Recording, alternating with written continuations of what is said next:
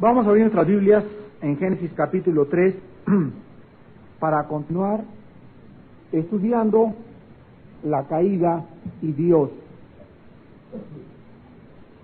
Hemos visto que en este pasaje no solamente la Biblia revela la tragedia tan grande cuando el hombre se separó por su libre albedrío, por su propia iniciativa y voluntad de su Creador, sino que también hemos visto las consecuencias tan graves que acarrearon esta rebelión en contra de Dios y de qué forma tan absolutamente verídica y experimental en el siglo XX podemos todos nosotros comprobar de que es real y de que el problema del ser humano no lo puede dar ni la sociología ni la psicología, sino que el problema del ser humano está verdaderamente aquí en este capítulo 3 del libro del Génesis. El problema del hombre es el pecado. Esta enfermedad con la que tú y yo nacimos y esta enfermedad que te está pudriendo, te está arrastrando, te está llevando a destruir tu propia vida. Y la única esperanza que tú tienes en esta noche es que ese Cristo, que también en este capítulo se prometa, pueda rescatarte de la vida de pecado en la que tú estás viviendo. Vimos en primer lugar en la caída de Dios de qué manera Dios inicia la búsqueda. En segundo lugar vimos la maldición sobre Satanás y la promesa de un Salvador. Y en tercer lugar, antes de entrar a nuestro estudio en esta noche, vamos a acabar de responder las dos preguntas que nos quedaron pendientes la clase pasada y que se encuentran en el versículo 9, en el versículo 11. La primera es, ¿dónde estás tú? O sea, la primera pregunta de Dios. La segunda se encuentra en el versículo 11. ¿Quién te enseñó que estabas desnudo? Y la tercera pregunta, ahí está en el versículo 11 también. ¿Has comido del árbol de que yo te mandé y no comieses? Y en esta noche los cristianos podemos contestar esas tres preguntas. Y es las tres preguntas que Dios le hace al hombre pecador para que cuando el hombre pecador conteste las tres preguntas, en ese momento la persona puede realmente decirse que ha entrado al reino de Dios. La primera pregunta de Dios es ¿en dónde estás? Si tú le puedes contestar en esta noche, estoy perdido, soy una pecadora, mi vida es inmoral, ya has contestado la primera pregunta. La segunda pregunta que Dios hace en el versículo 11 es ¿quién te enseñó que estabas desnudo? ¿Qué debió haber Adán respondido? ¿Quién te enseñó? Le pregunta a Dios. Adán no respondió. Ni siquiera esperó Dios para que Adán respondiera porque sabía que Adán estaba bajo culpa. Pero sin embargo, tú puedes en esta noche decirle, yo sé quién me enseñó, mi conciencia. En esta noche tú puedes decirle a Dios, mi conciencia me dice que estoy mal. Mi conciencia me dice que he pecado contra ti, Señor. Y cuando tú puedas contestar la segunda pregunta, tú puedes contestar la tercera pregunta de Dios. ¿Has comido del árbol de que yo te mandé no comieses? Y la respuesta es sí. Te he desobedecido. He hecho lo que tú no quieres que yo haga y he vivido una vida de pecado y una vida de inmoralidad.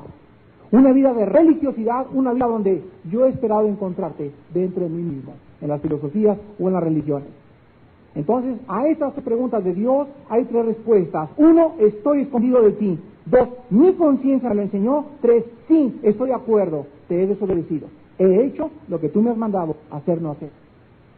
Entonces, una vez que nosotros podemos tener esa honestidad, esto era lo que Adán debió haber respondido y esto es lo que tú debes responder en esta noche si quieres acercarte al reino de Dios. Porque el primer paso para el acercamiento al reino de Dios es el reconocimiento de que eres pecador delante de Dios. En esta noche tú puedes hablar con una persona y decirle, pues estás mal, eres borracho, etcétera, etcétera, y si esa persona no reconoce que ha pecado delante de Dios, no puede convertirse. Nadie puede convertirse sin antes verse como es delante de un Dios santo.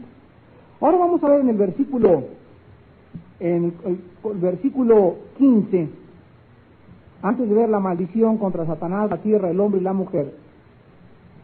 En el versículo 15 aparece Dios otra vez haciendo una promesa a la mujer y profetizando una guerra continua entre los poderes del mal y los poderes del bien. Analicemos esta promesa en esta noche. Dice así el versículo 15, y pondré enemistad entre ti y la mujer, y entre tu simiente y la simiente suya. Esa te herirá en la cabeza y tú le dirás en el calcañar. Quiero que noten en esta noche tres cosas, o el anuncio de tres cosas en esta profecía. Número uno, en esta profecía, que es la primer profecía de la Biblia, donde se anuncia al Mesías, quiero que noten en primer lugar que se anuncia la enemistad, número uno, ¿entre quiénes? Entre la descendencia de Satanás y entre la descendencia de la mujer. Quiero que vean que hay dos hilos que corren por toda la Biblia y hay dos clases de personas viviendo en dos dimensiones ahorita en el siglo XX. Ahorita aquí en este lugar hay dos descendencias, los hijos del diablo y los hijos de Dios. Qué drástico suena, ¿verdad? Imaginen ustedes cuando Cristo en Juan 8:44 le dijo a los fariseos: vosotros de vuestro padre el diablo sois hijos,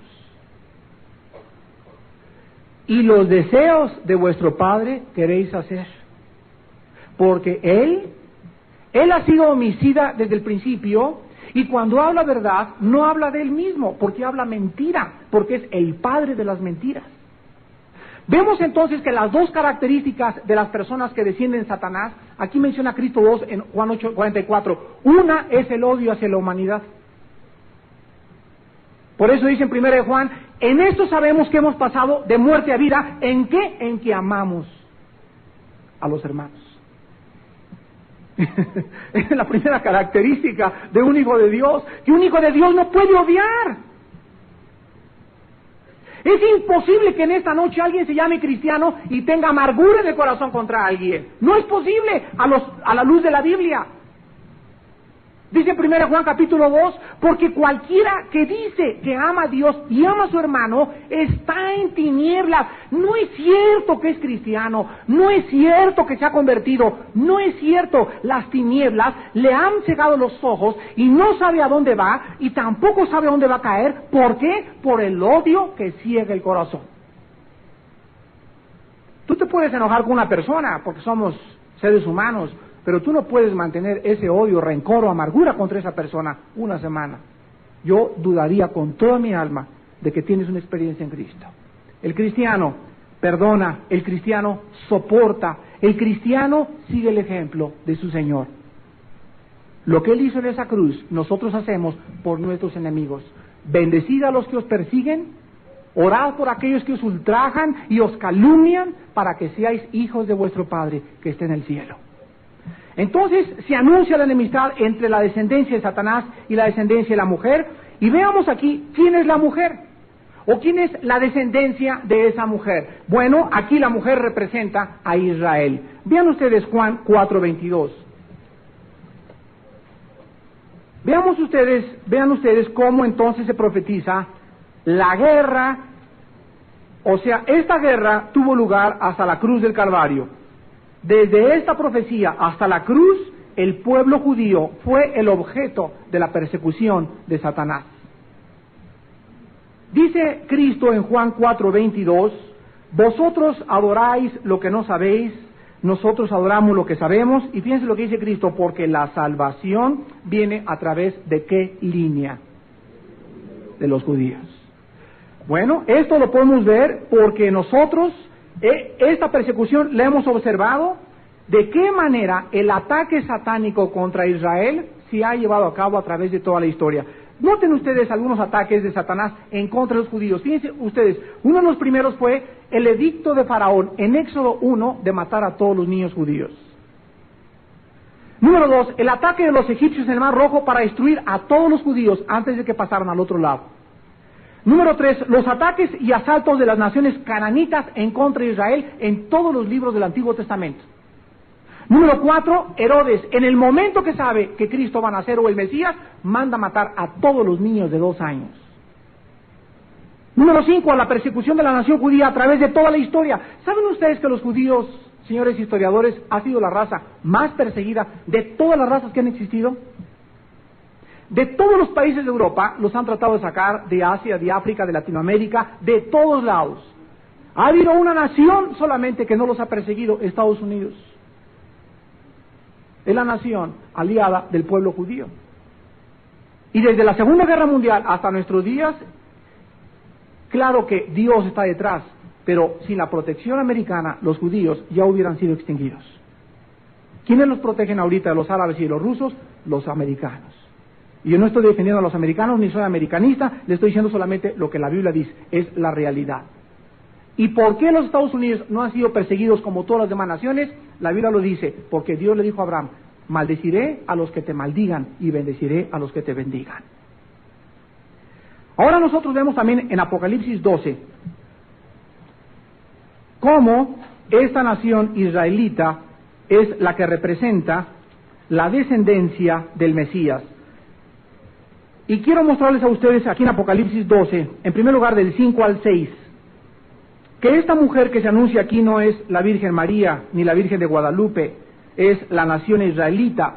Desgraciadamente, muchas exegetas bíblicos y muchos teólogos católicos han atribuido Apocalipsis 12 a la Virgen María. Bueno, vamos a leer este pasaje y vamos a ver de que no es María, es la nación judía. Dice el versículo 5 y 6, ella dio a luz un hijo varón, que regirá con vara de hierro a todas las naciones, y su hijo fue arrebatado para Dios y para su trono. Y la mujer huyó al desierto, donde tiene lugar preparado para Dios, para que allí la sustenten por 1200 días. Bueno, en primer lugar, María nunca huyó al desierto para ser perseguida por el anticristo, porque aquí estamos viendo que es el anticristo el que está ejerciendo la persecución, ni tampoco estuvo en el desierto 3 años y medio, que son 1260 días. Los que dicen, bueno, María fue perseguida cuando el edicto de que salió de Jerusalén y se huyeron a Egipto. Cuando atravesaron todo el desierto a Egipto, no estuvieron más de 2 años antes de regresar. Número 1. Número 2. Vean ustedes el versículo del 13 al 17. Aquí se nos corre el velo y se nos muestra quién es la mujer. Y cuando vio el dragón que había sido arrojado a la tierra, persiguió a la mujer que había dado a luz al hijo varón. Vean la persecución del diablo contra esta mujer. Versículo 14. Y se le dieron a la mujer las 2 alas de la gran águila, para que volase de delante de la serpiente al desierto, a su lugar, donde es sustentada por un tiempo, otra vez, y tiempos y la mitad de un tiempo, que significa 3 años y medio. Versículo 15. Y la serpiente arrojó de su boca tras la mujer agua como un río, para que fuese arrastrada por el río. Nunca María estuvo en ninguna inundación.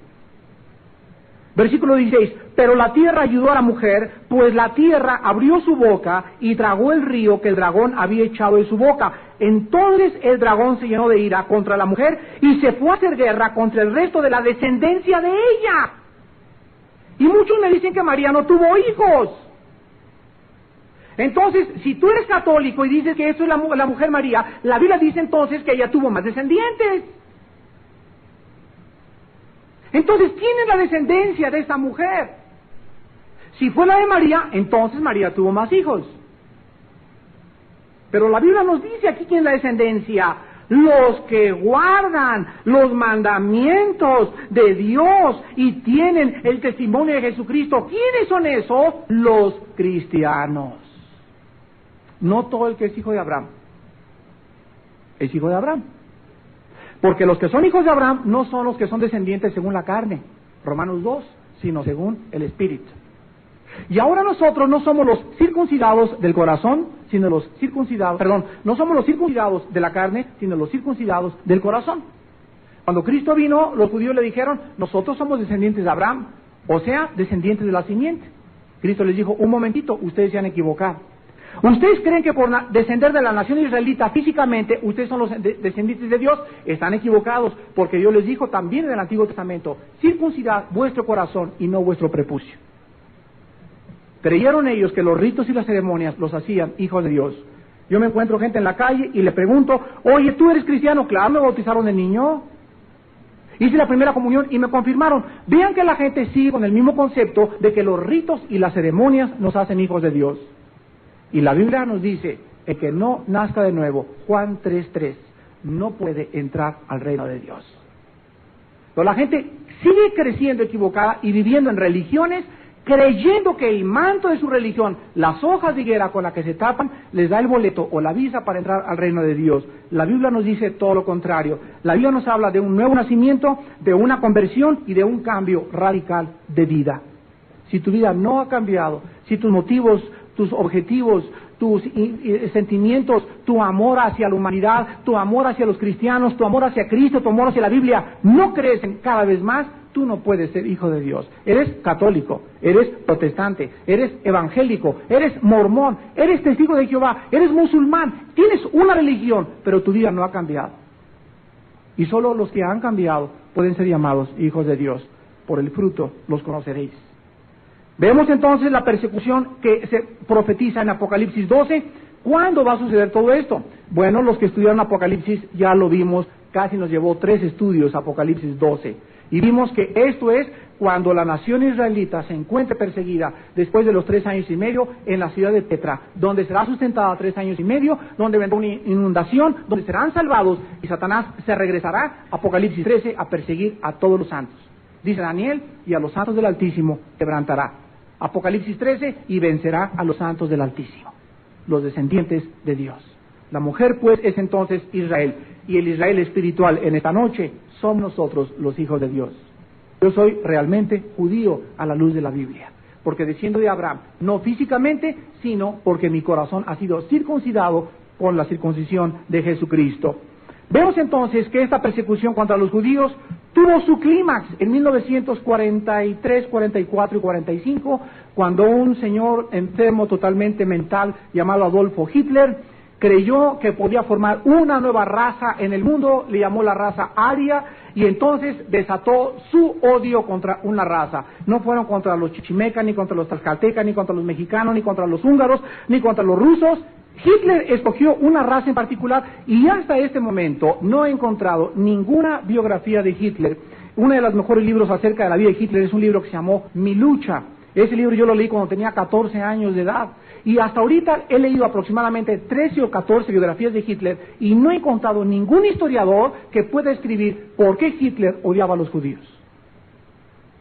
Nadie se lo explica. Pero los que conocemos la Biblia lo sabemos. Él era movido absoluta y totalmente y controlado por Satanás. Y Satanás llevó a este hombre a tratar de odiar al grado de subir en los camiones, de arrancarles la piel, de hacer lámparas con su piel, de meterlos a cámaras de gases, de romper los huesos, de violar a todas las señoras en los campos de concentración, de masacrarlos, hasta que el mundo quedara horrorizado de lo que puede el poder hacer en una persona que cree poder ser Dios. Esta profecía en Génesis 3:15 fue anunciada hace más de 6,000 años. Ahora la enemistad, ¿contra quién es? Contra todos nosotros que descendemos de Jesucristo. La salvación viene de los judíos. Todos nosotros descendemos de Dios y fuimos adoptados hijos de Dios, y Jesucristo fue nuestro Redentor, y ahora el ataque se vuelve contra la iglesia de Jesús. Porque no tenemos lucha contra sangre ni carne. Cuidado, porque el diablo, como león rugiente, está buscando a quien devorar.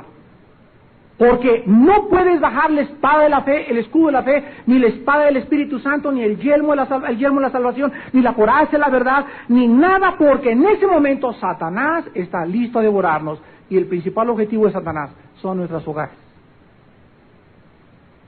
El hogar cristiano ahorita es el blanco de Satanás. ¿Cuál es su propósito? Muy fácil: hacer que los padres se divorcien. Él va a planear, a maquinar, va a traer computadoras, va a traer economistas, va a traer estrategas, gobernadores del mal, y va a decir: investíguenme la familia Pérez. Díganme de dónde cojea él, a qué horas llega, cuántos devocionales tenga, y en el momento que la familia Pérez se descuide o me abra un huequecito así chiquitito, mira, tú, Chompiras, te agarras con todos los que te siguen y te lanzas sobre esa casa y dales duro. No tengan misericordia, porque ¿saben qué? El diablo no tiene misericordia, es perverso y profundamente malo. Él no perdona. No hay que haga un pacto con el diablo. Haz un pacto con el diablo y él te va a clavar por detrás el puñal. Entran a los drogas, sí, mi amigo, el diablo, se ríen los jóvenes, y mira al 6666 y te hacen así en la calle con los símbolos del diablo, y no saben que él mismo los está apuñalando por detrás. Es perverso. Por eso nuestros hogares tienen que estar súper vigilados. Y si no entra por la esposa, entra por los hijos. Pero el hogar donde el padre se descuide en su vida de oración, donde no haya un padre en ese hogar orando y velando y orando por sus hijos día y noche, día y noche, día y noche, en un día que tú dejes de orar, va a buscar la manera de meterse, destruir, meterle ideas a tu esposa, meterle ideas a tus hijos, o llevarse uno de tus hijos, pero él va a hacer lo imposible porque él quiere y anhela destruir la familia. Divide y vencerás, es su lema. Y una casa dividida no puede permanecer. Cuando no puede con la familia, ¿con quién se va? ¿Cuál es su segundo objetivo? La iglesia. La iglesia. Y si falla por un lado, entra por otro lado. Y si falla por eso, pero él va a buscar una puerta abierta que le dejemos nosotros abierta. Y si falla con la iglesia, ¿contra quién se va a ir? Contra Vía Nueva para México. Y si falla contra Vía Nueva México, ¿para qué se va? Contra otra organización cristiana. Pero todos sus blancos son aquellos que le estamos haciendo daño. Tomad sobre todas las cosas la armadura de Dios. No es un juego, lo dije ayer en el mensaje del domingo. Estamos peleando contra alguien que está vivo y es real. En segundo lugar, en Génesis 3:15 encontramos el segundo anuncio. Y vean ustedes que en segundo lugar no solamente se anuncia una enemistad que va a correr continuamente, porque la palabra enemistad, apúntenla en el hebreo, es la palabra que se usó vara. Y significa odio que corre continuamente dentro del corazón. Y pondré un odio que va a correr continuamente entre ti y la mujer y entre su descendencia y la simiente suya. Pregunta, ¿qué acaso nosotros tenemos esta enemistad contra el mal? Sí. Porque nosotros no podemos amar el bien si no odiamos el mal. ¿Ya se dieron cuenta? Así como el mal nos aborrece a nosotros, no significa que yo aborrecer y cuando veo a un cuate que está borracho, te odio y te voy a estrangular porque yo soy bueno. Significa que debemos odiar lo que él está haciendo. Yo cuando veo una botella así, ¿verdad?, que entre a mi hogar, debo odiar el pecado. Cuando veo una revista con hay muchachonas en mi hogar, yo debo odiar esa revista porque va a traer malos pensamientos a mis hijos. Cuando yo veo algo que puede hacerme un daño, yo lo voy a odiar. Debemos aborrecer el mal. No podemos amar el bien si no odiamos con todas nuestras fuerzas la pornografía, la fornicación, el adulterio, las mentiras, las groserías, los malos pensamientos, las calumnias, el odio, todas las cosas que nos hacen un daño, debemos aborrecerlo. Corre en el corazón del cristiano para poder ser hijos de Dios. Vemos entonces que estas dos semillas son dos. Vean ustedes en primer lugar. Se anuncia entre tu simiente, la palabra simiente significa semilla, entre tu simiente, ¿a quién le está hablando aquí? No, porque dice, y la simiente suya, o sea, aquí está hablando a Satanás, desde el versículo 14. Dios está diciendo que Él va a engendrar una simiente. ¿Ya lo vieron? Entonces, por toda la historia va a venir una semilla, o sea, los descendientes de Satanás. Y entre la simiente suya. Muy bien, ¿quién es la simiente de Satanás? El anticristo. Va a ser la personificación final. ¿Y quién es la semilla de la mujer? Vean Gálatas 4:4. Qué cosa más hermosa. Esta es la explicación a las genealogías bíblicas. Gálatas 4:4. Así también vosotros, pero cuando vino el cumplimiento del tiempo, Dios envió a su Hijo nacido de mujer y nacido bajo la ley. Ahora Gálatas 3:16. Gálatas 3:16. Ahora bien, a Abraham fueron hechas las promesas y a su ¿quién? Veamos, no dice y a las simientes como si hablase de muchos, sino como de uno y a tu simiente, la cual. es Cristo. Entonces, Cristo es la simiente de la mujer. Pero Cristo tenía que descender de la línea de la mujer. ¿Y quién es la línea de la mujer? Bueno, toda la raza humana desciende de 3 hijos, de Sem, de Cam y de Jafet. Los 3 hijos de Noé son los progenitores de todas las razas, amarilla, negra, anglosajones, etcétera, etcétera. ¿De dónde, de qué raza provienen los judíos y de qué hijo de Noé? Bueno, los judíos descienden de Sem, son la raza semítica. Cam son todos los descendientes asiáticos, chinos y negritos. Y nosotros de los anglosajones o de Europa venimos de la semilla de Jafet. Y esto lo vemos a través de toda la historia, y nosotros encontramos entonces desde el Génesis que y Matusalem engendró a Juan, y Juan a Tiborio, y Tiborio a Filomeno, y Filomeno tal y tal, y siempre yo me preguntaba, o sea, la Biblia, bueno, ¿y a mí qué me interesa? ¿Cuál es el propósito? Y luego leí aquí en el Nuevo Testamento, toda palabra es inspirada por Dios. También las genealogías le preguntaba yo a Dios. También las genealogías. Y toda escritura es útil para enseñar. ¿Y qué aprendo yo de las genealogías? Bueno, muy fácil. Aprendo de que el pueblo judío es el único en todo el mundo que tiene genealogías. Ve un mapa y ponte esta mañana en tu casa a ver desde Adán. Y después mató Caín a Abel. Después tacha a Abel, está muerto, después viene Sem. Entonces la semilla no podía venir de Caín, porque Caín mató a Abel y Caín era el hijo del maligno, dice 1 Juan 3. Hijo del maligno. La semilla, en primer lugar, comenzó a través de Caín. Y dice en 1 Juan 3, todo aquel que hace injusticia es hijo del maligno. Entonces Cristo tenía que venir de Set, el tercer hijo de Adán y Eva. Y de ahí ve la genealogía que sigue hasta que llegamos a José y a María. Y encontramos que José y María tenían, para poder ser realmente y jurídicamente y legalmente padres del Mesías, tenían que descender ¿de quién? De la semilla. ¿Y de dónde desciende José y María? De los 2 hijos de Salomón, hijo de David, de Salomón, de todos los hijos que tuvo. Era Salomón el escogido para que fuera la semilla, la progenitora del Mesías. Y vemos pues a José y a María, que entras a Lucas y entras a Mateo, y lo primero que comienza es hijo de tal, hijo de tal, hijo de tal, hijo de tal, hijo de tal, y el Nuevo Testamento nos presenta en primer lugar la descendencia de José y la descendencia de María. ¿Por qué? Para que se cumpliera la escritura de que el Mesías era realmente Jesucristo, el que murió en una cruz hace 2000 años. El otro día me encontré un Maharashi y me dice, yo soy el Mesías. Y le digo, ¿de veras? ¿Y quién fue tu tatarabuelo?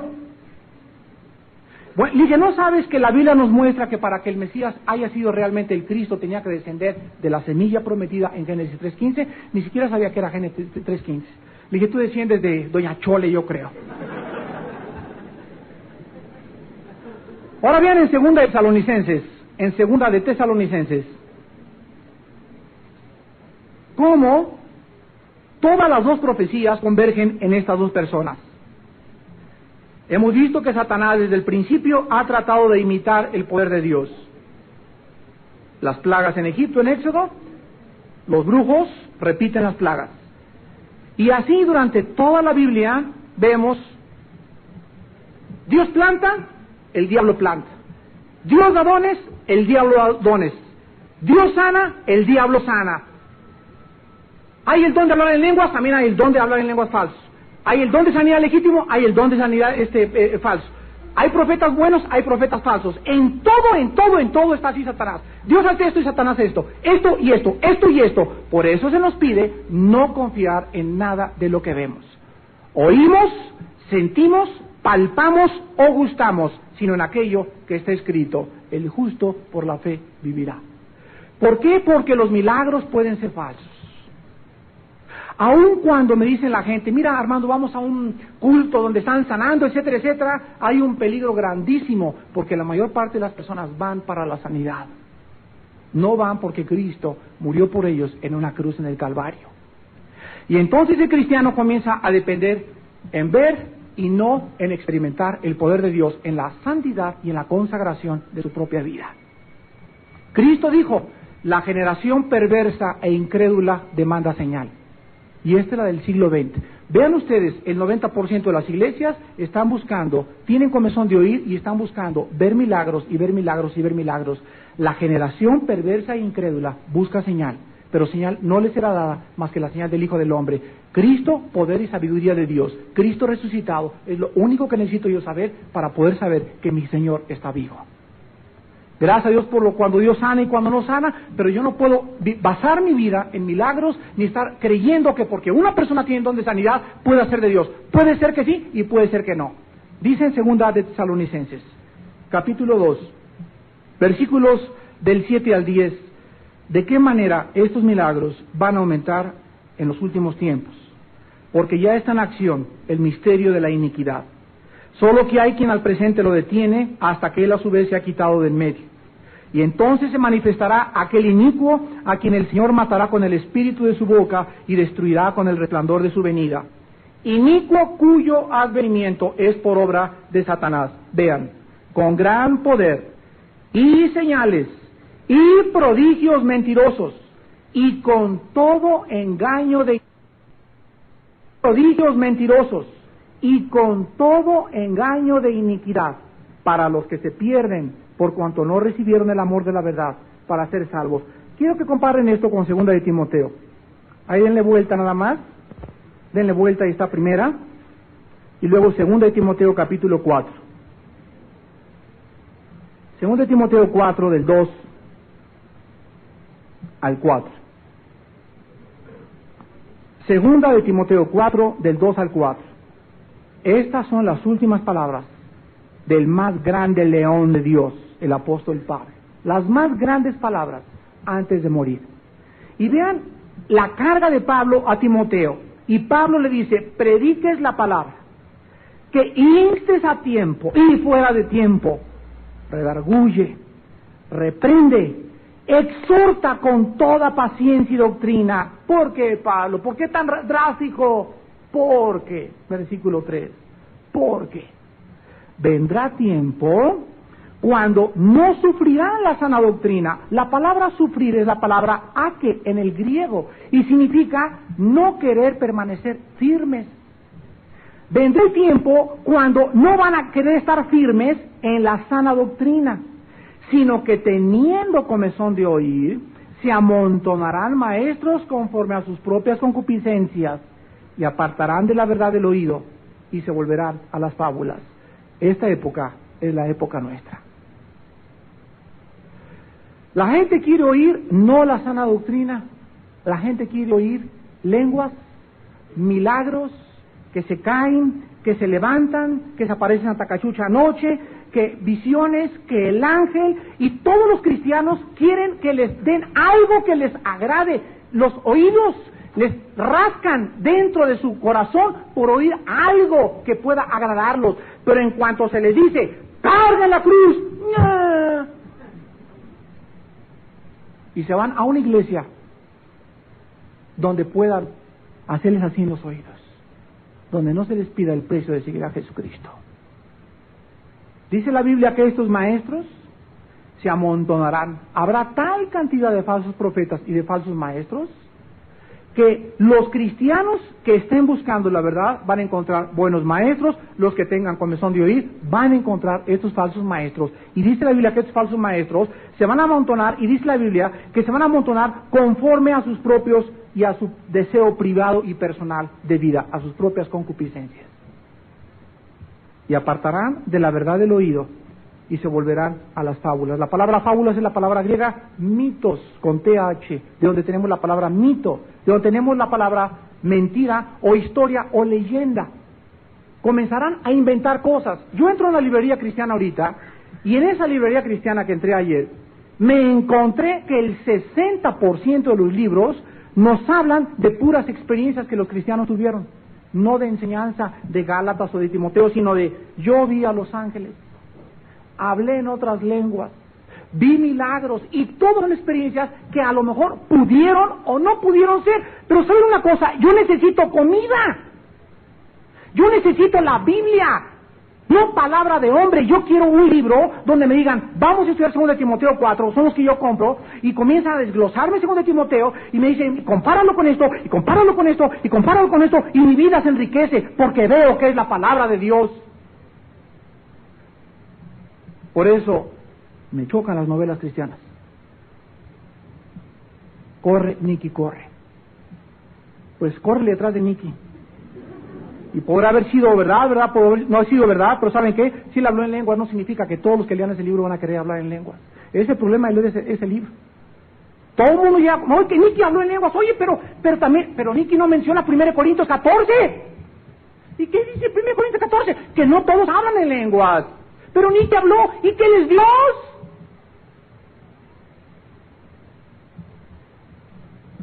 Encontramos en tercer lugar, el tercer anuncio, se mencionan 2 heridas. Se menciona la enemistad, se menciona 2 semillas y se mencionan 2 heridas. Y le dice Dios, en la última parte, esta te herirá en la cabeza, o sea, la semilla de la mujer, que es Cristo, y tú le herirás en el calcañar. ¿Se acuerdan lo que dice Isaías 53:5? Herido fue por nuestras transgresiones. ¿Cuándo fue herido la semilla de la mujer? Cuando estuvo colgado en la cruz del Calvario. La palabra calcañar es la palabra hebrea que fue traducida, o más bien que significa el talón. El talón encontramos nosotros en la propia mitología griega, en la vida de Aquiles, que era un héroe mitológico de Grecia, y decían los enemigos de Aquiles que era invulnerable, pero tenía un solo punto vulnerable. Y en ese momento encuentran cuál es el punto vulnerable de Aquiles, y le dispara una flecha al héroe Aquiles, y le pega en el talón, el único punto vulnerable, y Aquiles cae muerto. La mitología griega nos enseña que todos tenemos un punto vulnerable. El punto vulnerable de Goliat no fue aquí porque tenía un escudote, no fue aquí atrás de la cabeza porque la tenía cubierta totalmente, no fue las piernas porque estaba forrado de acero. David dirigió su piedra al único punto que no tenía cubierto, que era entre la nariz y arriba de la ceja. En el original hebreo significa entre la nariz y la ceja. Cristo tenía el mismo punto vulnerable, que era exactamente eso. La primera herida es el golpe final, el golpe en el calcañar, y la segunda herida no se ha cumplido. Vean ustedes Apocalipsis 20:10.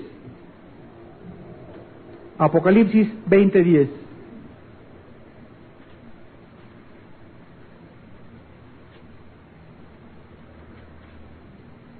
¿Cuándo será herido en la cabeza? La cabeza es el punto más grande que existe para poder morir.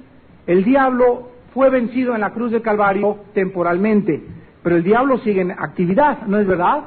Dice Colosenses 2 que él fue hecho en espectáculo público y Cristo lo exhibió públicamente venciendo sobre él en la cruz del Calvario, quitando el acta de decreto que era en contra de nosotros y exhibiéndola públicamente triunfó contra todos los poderes del mal. Pero el golpe final no lo ha recibido Satanás, el golpe final lo recibirá después del milenio, después del reino de Dios en este mundo. Dice Apocalipsis 20:10, y el diablo que los engañaba fue lanzado en el lago de fuego y azufre. ¿Dónde estaban? Vean ustedes que ya había un tiempo ahí, siendo testigos de Jehová, abran el oído.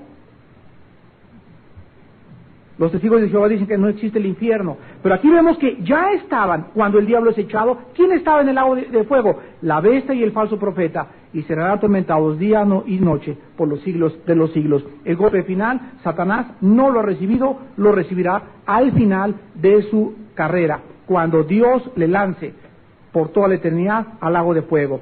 Regresamos a Génesis capítulo 3, y vemos ahora el versículo 21. Nos saltamos al versículo 21 para acabar con la caída y Dios. Y veamos en último lugar que Jehová Dios hace al hombre y a su mujer túnicas de pieles y los vistió. Quiero que apunten lo que les voy a dictar. Génesis 3:21 es el primer pasaje en toda la Biblia donde se retrata la salvación de Dios sobre el pecador. Génesis 3:21 es un cuadro pintado por el artista por excelencia, que es Dios. Y Dios en la Biblia muchas veces no nos habla a través de palabras directas, muchas veces usa ilustraciones que Cristo llamó parábolas. Y dice Mateo 13 que sin parábolas no les hablaba, para que los que no entendieran se endurecieran más y para que los que entendieran admiraran su doctrina y supieran qué profunda es la palabra de Dios. Pero Cristo no solamente usa parábolas, también usa metáforas. O sea, dos comparaciones entre dos cosas. Una metáfora es, yo soy la puerta. Cristo no era una puerta, se está comparando con una puerta. Yo soy el pan de vida. Él no es un bolillo, una telera que cae del cielo. Pero así como comemos el pan que cae del cielo, que fue el maná, Cristo entra a nuestra vida y nos alimenta, uno física, el otro espiritualmente. Eso es metáfora. Pero aquí encontramos en Génesis 3:21 el cuadro más hermoso que existe en toda la Biblia de la salvación. Escuchen ustedes, en primer lugar, Génesis 3:21 es el primer evangelio sermón predicado por Dios mismo. No en palabras, sino en símbolos y acciones. Es el primer mensaje predicado por Dios mismo. Un mensaje de menos de 6 o 7 palabras. Número 2. En Génesis 3:21 encontramos, en primer lugar, que se establece en este versículo el camino por el cual el pecador puede regresar a tener comunión con su Creador por medio de la sangre. Voy a repetir, número 2. Génesis 3:21 establece el único camino. No es a través de peregrinaciones, no es a través de intercesores, no es a través de cardenales, ni de santos, ni de vírgenes, ni de mandas, ni de viernes primero, ni de cuaresmas, es a través de la sangre preciosa de Jesucristo. Hebreos 9:22. Sin derramamiento de sangre no hay perdón de pecados. Y el que quiera entrar por otro lado, sin la sangre de Cristo, está bajo la maldición de Dios. Encontramos también, en tercer lugar, que en este versículo Dios nos muestra que Él es el que provee los medios y no el hombre. Ya viene Adán con su tanga delante de Dios y le dice, Dios, ¿verdad? Ponte tanga, ponte lo que quieras, nada te puede servir. Tú no puedes encontrar el medio para regresar conmigo. Yo te voy a vestir. Dios, al momento de darles túnicas, encontramos en Génesis 3:21 el primer derramamiento de sangre. ¿Quién es el que derrama por primera vez la sangre en este mundo? El mismo Dios. ¿Con qué propósito? Con el objeto de enseñarnos desde el principio que para que los haya cubierto con túnicas, Dios tuvo que haber matado un animal. ¿Qué mal es Dios? Son sus animales. ¿Y por qué los mata? Porque Él da y Él quita. ¿Y por qué? Porque Él es soberano. Pobres animalitos. Tú no sabes que muchas veces es mejor la muerte que la vida. ¿Tú juzgas que es más cruel vivir que morir? ¿O morir que vivir? ¿Por qué mató a Dios a tan en el temblor? Oye, ¿y qué querías que se quedaran vivos? ¿Qué querías que siguieran sufriendo en este mundo? Para ti, en tu perspectiva, es mejor quedarse vivo. Para Dios, dice Pablo a través de Dios, para mí el morir es ganancia.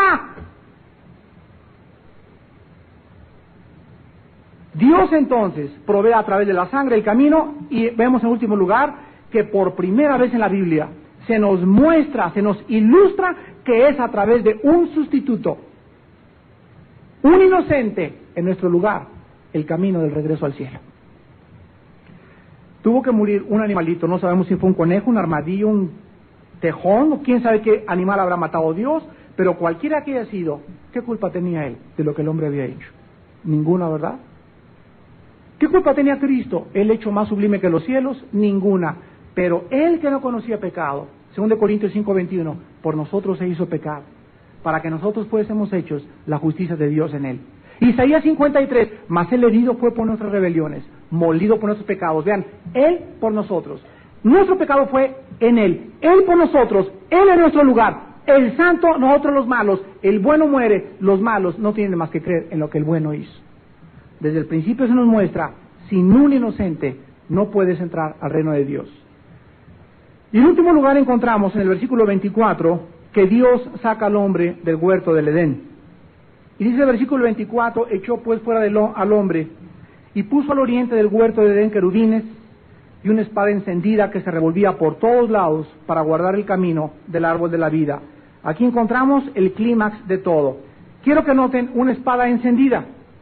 La espada representa el recordatorio de que estaban separados de la gloria de Dios por un instrumento de justicia y de juicio.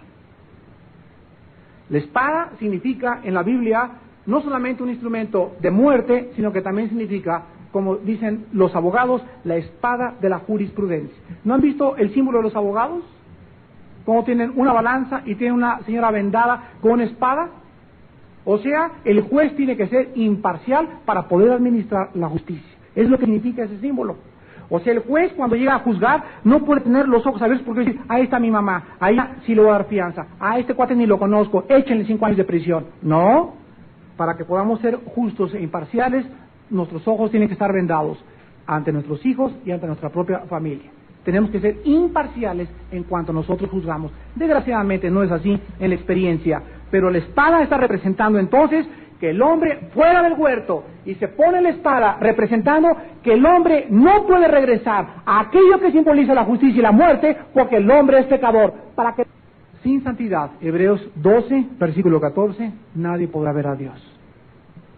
Tú tienes que ser santo para entrar al reino de Dios, y no lo eres. ¿Sabes qué? Yo tampoco lo soy, ni nunca pude, ni tampoco trataré de poder ser santo.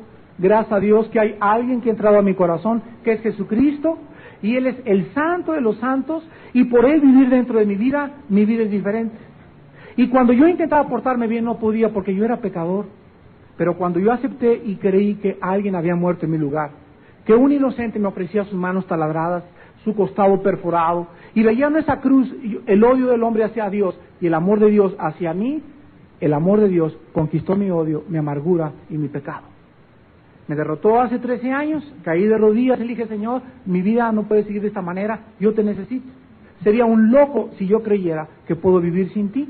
Creo lo que tú has hecho por mí en la cruz. No entiendo todavía muchas cosas, pero una cosa sí entiendo, que yo te necesito.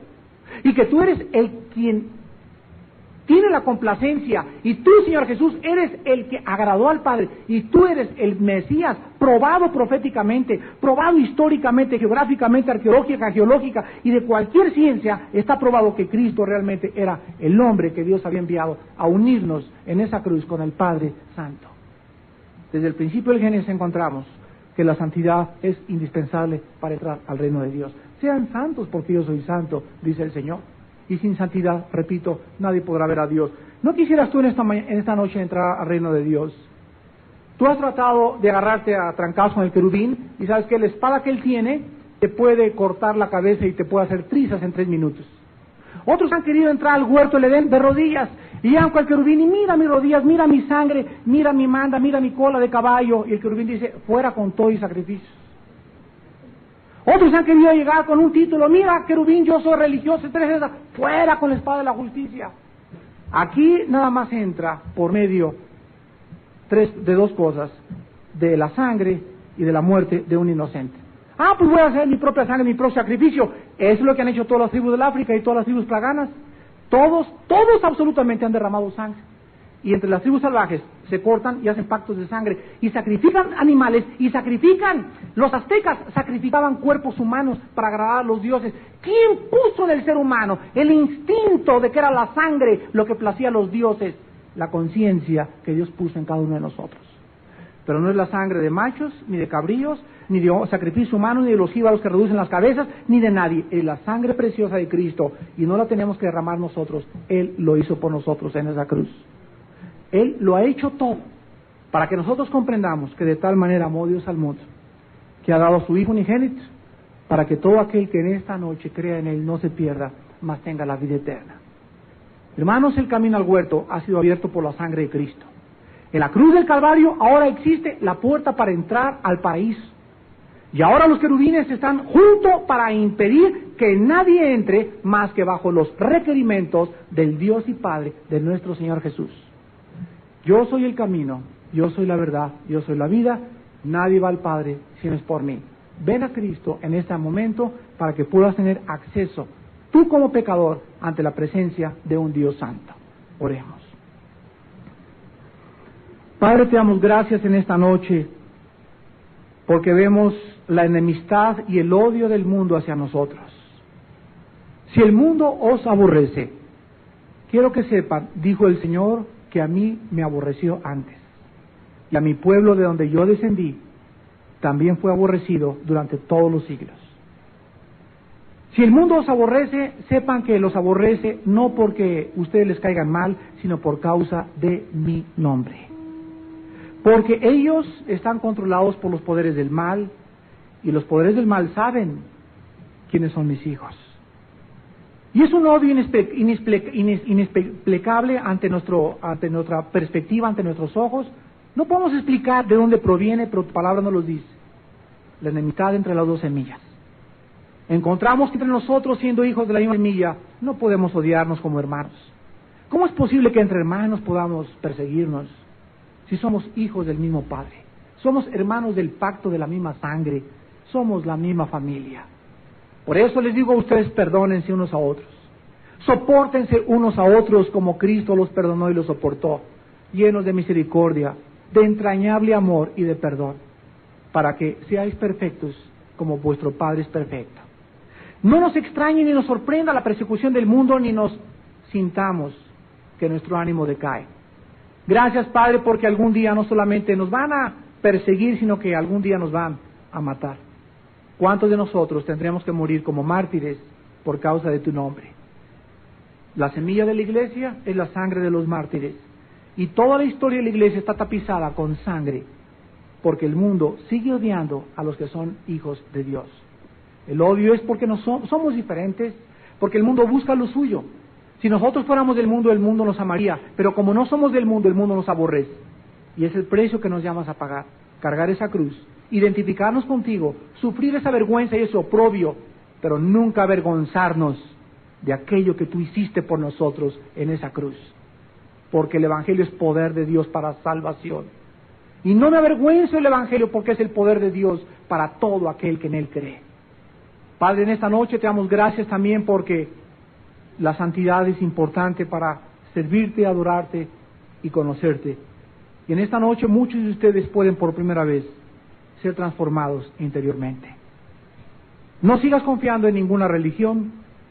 El cristianismo es una relación, no una religión, entre tú y el Padre a través de la muerte y la cruz de su Hijo Jesús. ¿Qué necesito, me preguntarás, para que en esta noche yo pueda dejar de ser hijo de Satanás? Dejar de tener un padre que me está acosando, me está atosigando, me está empujando a las drogas, a fumar, a destruir mi cuerpo. Ese padre que me quiere matar y destruir, va a usar accidentes, va a usar todo lo que él pueda para matarme. ¿Qué puedo hacer para romper las cadenas? Y decirle, no te quiero como padre. Tienes que voltearte y recibir al otro verdadero Padre como tu Señor y tu Dios. Arrepiéntete de tus pecados. Dile a Dios, estoy escondido en esta noche. Vivo escondido de ti, lejos de ti, de tu gracia, de tu poder, de tu amor, de tu conocimiento. Sí, Señor, mi conciencia me dice que no tengo paz. Mi conciencia me dice que no puedo seguir engañándome, he pecado contra ti. Te he desobedecido y quiero contestarte las 3 preguntas que tú iniciaste en Génesis 3 diciéndote, Padre, estoy escondido, soy un pecador, te he desobedecido. Y quiero que entres a mi corazón porque creo que tu Hijo Jesús hizo todo lo que yo nunca hubiera podido hacer para poder verte y entrar al reino de Dios. Señor Jesucristo, te pido que entres a mi corazón en este momento. Te recibo como mi Señor y mi Dios y te doy gracias porque en esta noche salgo con mi vida transformada por el poder de tu Espíritu y puedo volver a entrar a ese paraíso que originalmente tenías preparado para mí, pero que mis pecados me mantenían afuera de ese gozo y esa paz que ahora comienzo a conocer. Te doy gracias por todo esto, en el nombre de Jesús. Amén.